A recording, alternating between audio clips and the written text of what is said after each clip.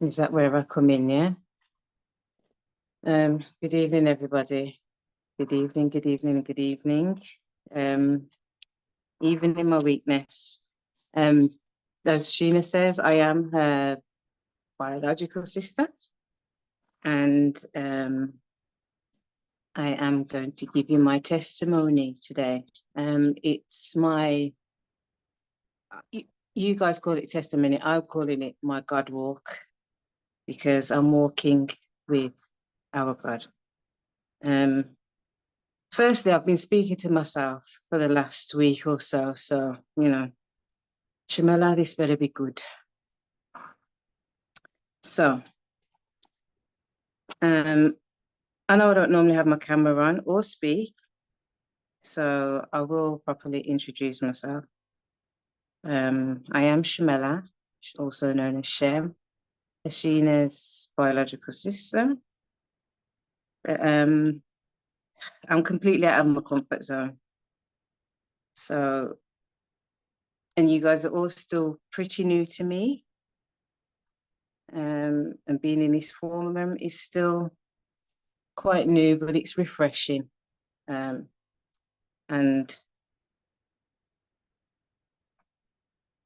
yeah, but God, but God. Pride aside and submitting all I have, I'd like to pray, because I was going to do a disclaimer, because I know you guys don't know me, so you don't know my character, you don't know my spirit, you don't know my heart. So, like I said, I'm putting everything out on the line today, and I'm just praying that I come across properly, or as God intends me to come across to you guys. So, I'm praying, Lord, you will take the wheel tonight, praying against every attack that has come down upon us today and rebuking it in your mighty name. I lift us all up here in fellowship this evening and your loved ones.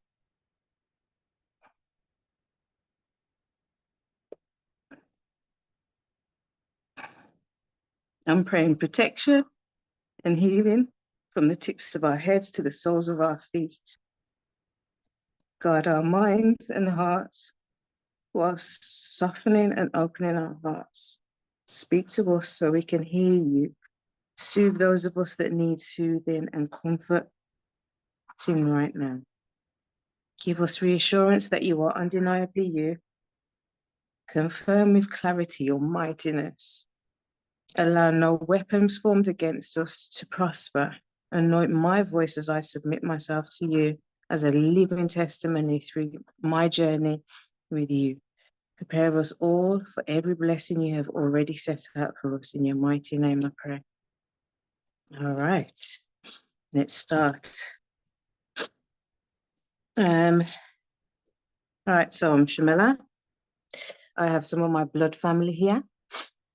I have my daughter, Rael, my one and only child, woman child, I should say. She's 20. My mom's here. Nervous, mommy. Yashida. Jade. Wow. Hi, Jade. And you beautiful brethren that have allowed me to be part of your gang. Thank you for being part of my God walk. I salute you all and send my heartfelt gratitude out to you all. I'm thanking you all for your transparency throughout, your sharing, throughout all of the sessions that have gone on. I never realized how famished I'd been and how needed this interaction and fellowship was until I was in it. But God, his timing is perfect. So I'm a foster parent. I currently have 2 foster children.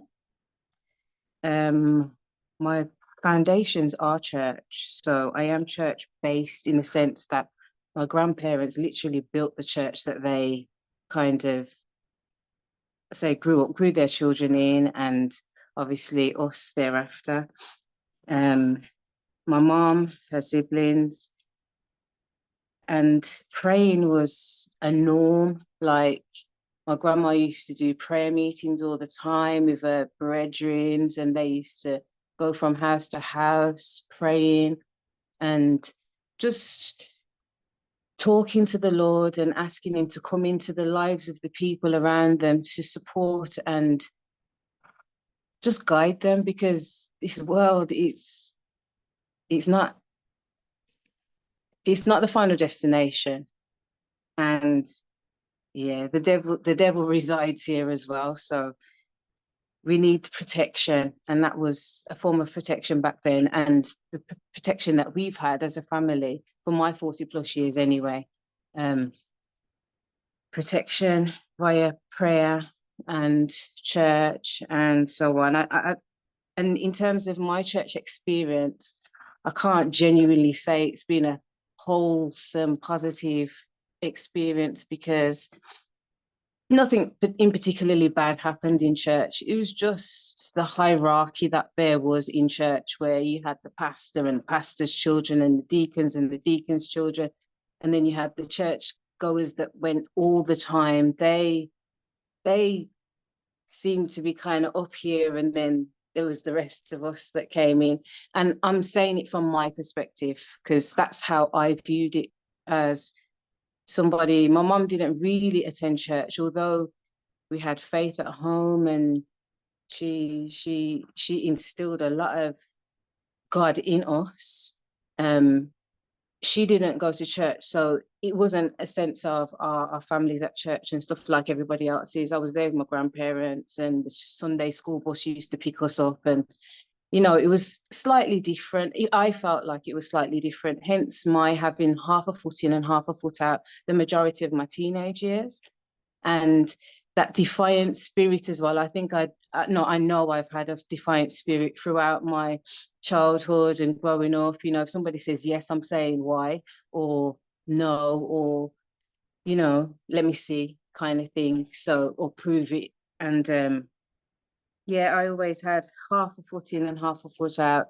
Watching people as well, that's always been something what, yeah, are they really a Christian though? That type of thing, or yeah, but I saw what they was doing in the week, and I'm judging them from my perspective, but I'm not God, and that's wrong, and I know that's wrong now. Do you know what I mean? But then it was like, why should I be part of this gang if people are going to say they're doing this and I'm seeing them doing that? Not realizing that people repent in their own way, in their own time, in their own space. Do you know what I mean? So now reflecting, I know it was wrong of me to be looking at church people like that. And even down to the fact that, when people approach you and they're coming with their Bibles in the street and they got that smiles plastered on their face, you know what they're going to say? Oh, do you think you need to come and be a part of the kingdom of is it irritated me. Back then it irritated me, not because I got the devil in me or anything like that. I'm just saying it irritated me because why are you that happy, first of all? Do you know what I mean? Life is happening all around. We were doing, people are dying and everything else. Why? And now I'm waking up with that same stupid smile at stupid o'clock in the night and the morning and stuff like that. And God's telling me to pray. And I'm like, it's that smile and I've got that smile on it. God, this is me and you, we're talking, and I know I'm doing that stupid smile, but it's real. It is real, and it's that feeling that you get, isn't it, when you actually fully submit. And those are some of the lessons that I've gone through with you guys on a Friday.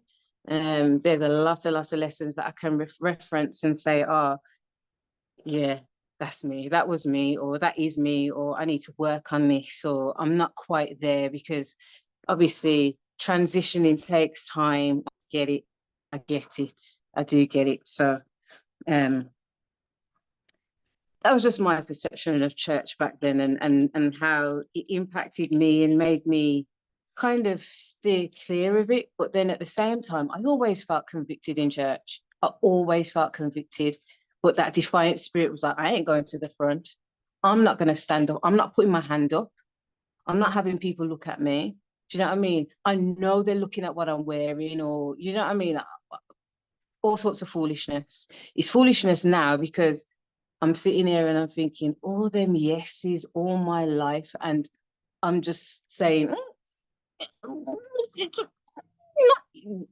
that's rude, absolutely rude. In retrospect now, looking back, I'm like, wow, Shem, you bang out of order, bang out of order. How dare you? But anyway, and that's submitting his strength is something that obviously has been discussed, and I'm happy for that little booster that comes with submitting, because to me it was a weakness thing, and it was accepting that I had flaws, or accepting that, I'm not perfect, which none of us are. So yeah, sacrifice is the ultimate act of love, and that's one of the lessons as well that I've had when I've with you guys. And it leads to transformation. Yeah, so I am struggling with forgiveness, and I am going to struggle with forgiveness. I've always struggled with forgiveness, so that's something that I deeply and truly pray on, and I hope that you guys can find the forgiveness in your hearts for me for not forgiving you, for not forgiving them, or whatever. But I'm trying. I am trying. I am trying. And I have had to check myself and hold myself accountable. Because the food at the table has been nice that I've been tasting at these sessions. And sometimes it needs time to marinate. So sometimes I don't get it straight away. But I like to taste all the flavors, and the flavors are making me come back each week. And you know, sometimes there's a little bit of seasoning missing, and I'll have a conversation here, and you know, it is an acquired taste. God is an acquired taste, but it's a one size fits all, which is what I'm coming to acknowledge and accept. Yeah. Um, I'm still grasping everything, and I guess a lot has occurred over the last year, but this is my grateful season. My grateful season fully started at the end of last year. And then at the beginning of the year, Sheena did her testimony, and it just served as a catalyst for the awakening and the piecing together and making sense of the shift that had been occurring in me and kind of stirring up in me towards the end of last year. And that was following the passing of my grandmother last year. Um,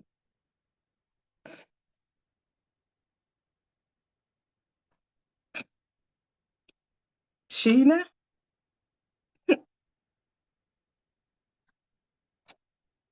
my sister, you conduct yourself with a level of comfortability, sharing with confidence and security within your faith. I've loved that for you. I have.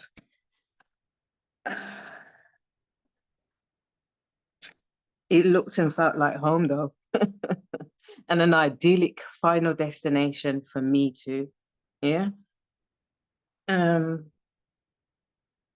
as I said, I'm in my grateful season. And at the time of Sheena's testimony, something new was needed, a new beginning. And I needed to be opened visually and spiritually, and my heart needed to be softened. Faith takes you out of survival mode, and I feel like I've been surviving.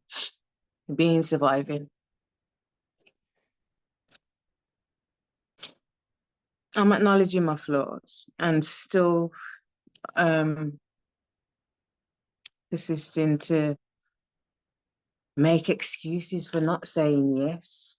And that like hit me in my face like, wow, you're out of order, Shemela. You know what I mean? You're out of order. So all those times I felt convicted in church and still refused to get prayer and act on it.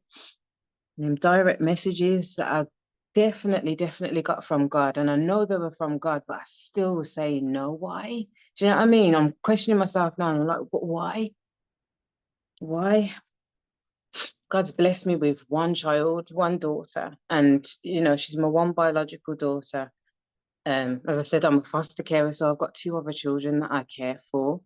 But when I was pregnant with my daughter, um, I had God spoke to me and said, Shemela, you're going to be doing this by yourself. And I thought, really? Like, is that me? Nah, not me. I was actually in her dad's flat, and he was like gazing out the window, and I looked at him and I was like, oh, what are you thinking? And this is just a random thing, I'm just throwing in. But I was like, what are you thinking? And he was like, oh, you haven't got anyone to tell. And I thought, huh? So what did you say? And he was like, you haven't got anyone to tell. And then I thought, so I am going to be doing this by myself, because that means you're attached to somebody else. I didn't know that. Do you know what I mean? But God did. And God saw fit to tell me then. And it's weird, right? Because reflecting back, I felt a peacefulness, a proper peacefulness. And honestly, during my pregnancy, that was the most peaceful time in my life. And honestly, my daughter's come and she's so peaceful. She's like, she's like the sense in the nonsense. When I'm ready to kick off at somebody, or I'm ready to rip someone's head off, and I don't mean physically, I mean verbally, or I'm not happy with something, and I'm like, yeah, nah, that person's gonna get it.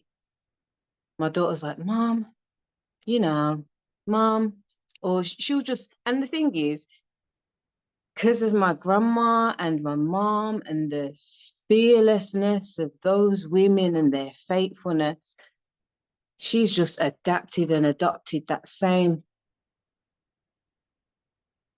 spirit. And it's the calmness that I needed, the calmness that I never knew I needed prior to having her. And my route probably could be completely different with regards to fostering and stuff like that, had I not have had my daughter, because I wanted to be around for my daughter. I wanted to have time for my daughter. I was committed to the task that God had tasked me with having a child. And it sounds a bit cliche, but I made sacrifices. I made 100% sacrifices around everything regarding having a child, and money and all the things that everybody else loves. I kind of was like, you know what? It's not for me now.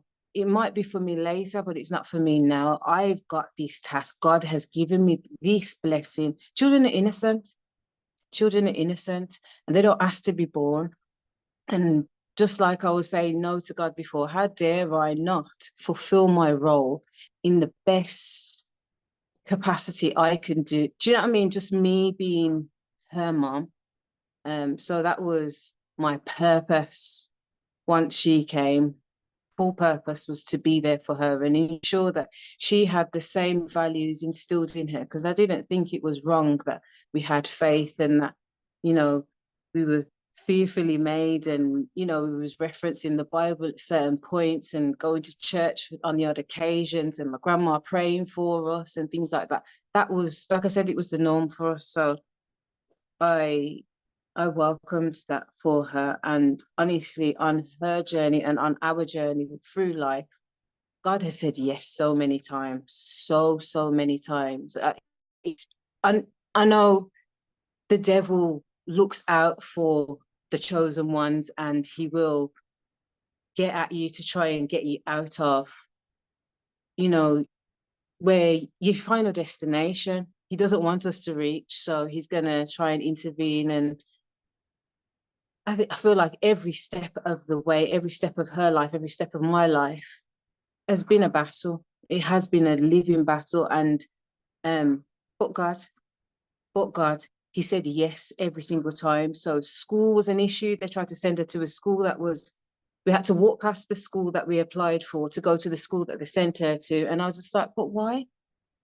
I kept her out of school, argued that my defiant spirit came and kicked in then, and letters and emails. And I was like, Mommy, help me, kind of thing. And Grandma, help me, kind of thing. And everybody was like, nah, she's not going to that school. She's going to this school. And God saw fit that she went to the school that we wanted her to go to. Just things like that.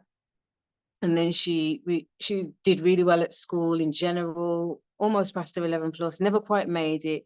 And I was like, well, that's where I wanted her to go. Um, but God, I sent her to private school. I used all my savings and sent her to private school instead. You know, it's a sacrifice that I was prepared to make. But God, I didn't have the finances to do that. My family rallied around and stuff. And the fact that she was fatherless, because her dad chipped in and chipped out whenever he felt like it, you know. And sorry, Rael, to make this about you, but it's a big part of what's built our characters, you know what I mean?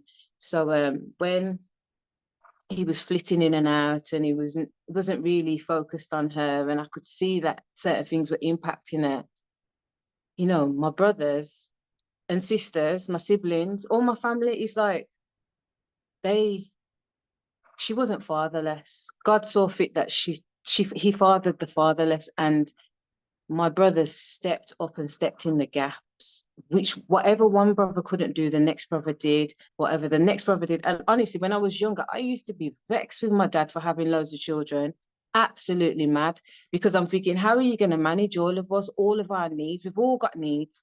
We all need you. You can't be in however many places at the same time. But God, the plan was my brothers were going to be there for my daughter. She had 8 dads. She had 9 dads. She had 10 dads. Do you know what I mean? She ended up better off than most of these people with one dad. Do you get what I'm saying? So he's like, God paved the way for her to have the life that she's had. And I've given her everything she's needed. Not necessarily what she's wanted, but it's been enough. Do you know what I mean? And God's enough. God's enough. And I know he is. I know and I feel it. God's been in hot pursuit, hot pursuit. He's been persistent. He's been patient. He's waited for all the yeses, because all the yeses are coming now. Because every time God's hollering at me now, I'm just like, yeah, yeah. Do you know what I mean? Because I know I've said a lot of no's along on my journey, and it's time. It is time. It is time. I definitely wrote out what I wanted to say, you know, but I've definitely gone off on a tangent, so I do apologize. Um, let me see. But God, but God, but God. Um, Praying is not, like I said, I grew up around praying and everything, but I didn't used to pray. I was a transactional prayer. So I prayed when I needed something. And I know everybody can relate to that type of behavior, because it is a behavior.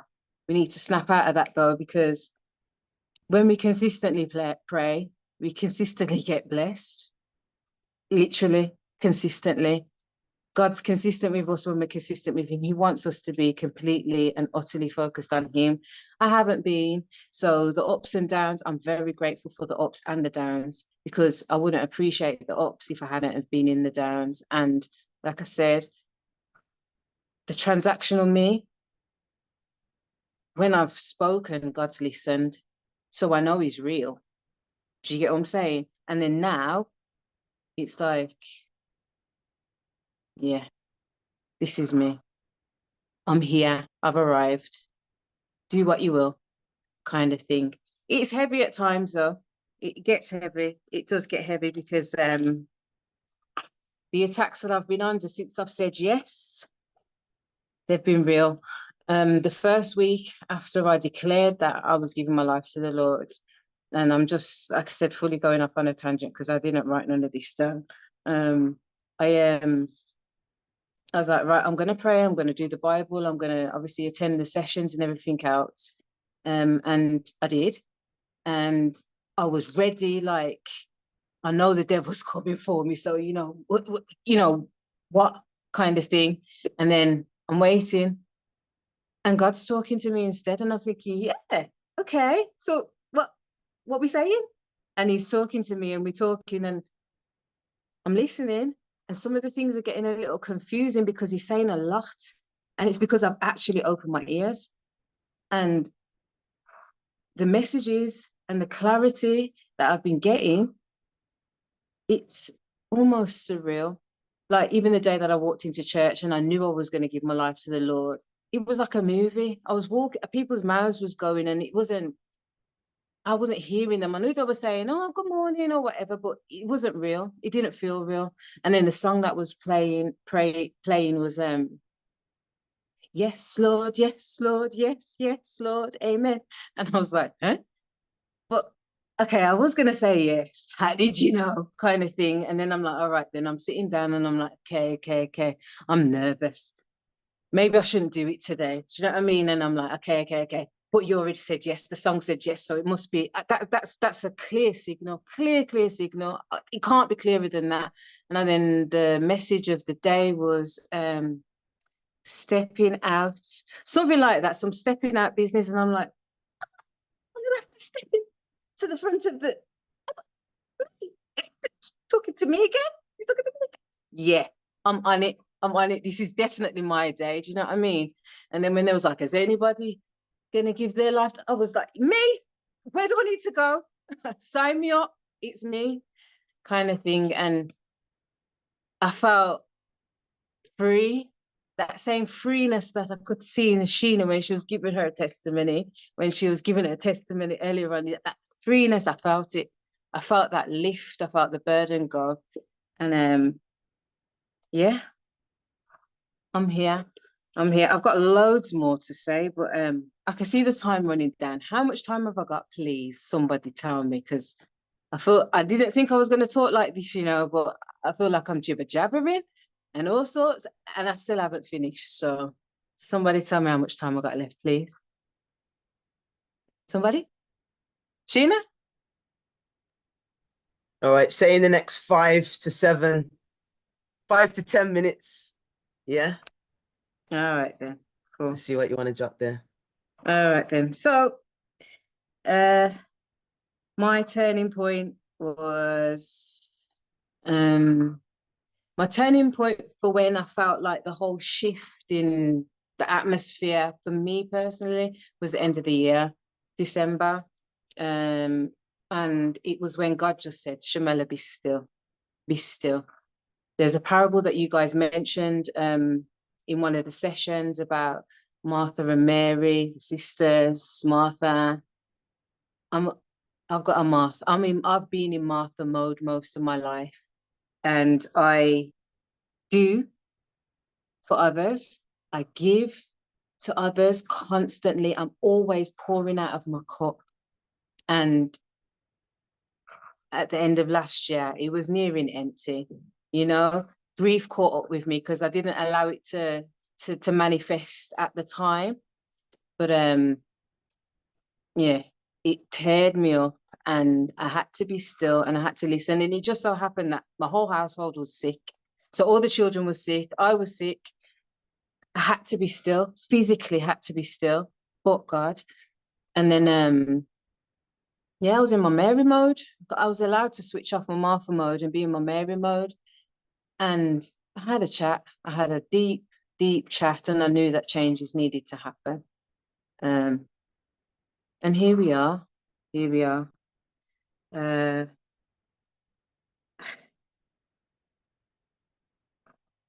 yeah, I've had many moments where I've been still now, and that's just recollecting and reflecting and knowing that I do need to be still to hear God's voice, to speak to Him, for us to have that converse, and for us to be in partnership during my God walk. So I am so glad that you guys are all here with me on this journey. I am grateful, like I said, for every part, the good, the bad, and the ugly. Um, I am going to falter, but that's my default as a human being. That's the sin that we were born with, isn't it? And I accept that, and I'm ready. I'm willing to jump back on the bike, get on the pedals, and start pedaling whenever the time or need is. Faith takes you out of survival mode, so that's one of the pointers that I made earlier. And then James speaks of trials, working on character building, paying attention to desires of impurities which come to the surface, all of that.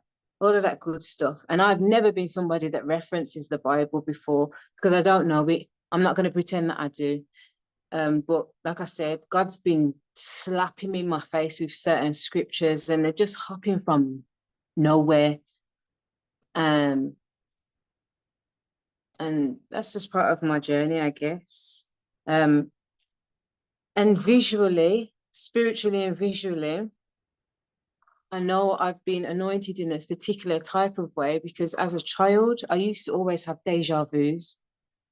And it's come to pass now that since this spiritual walk here, the child that I've got, one of the last children that I was placed with, I questioned a lot earlier on this year whether I should have taken her on because of the challenges that have come with. And I think the challenges that have come with have been more on a spiritual level, like a spiritual warfare has fully entered my home with regards to this particular child.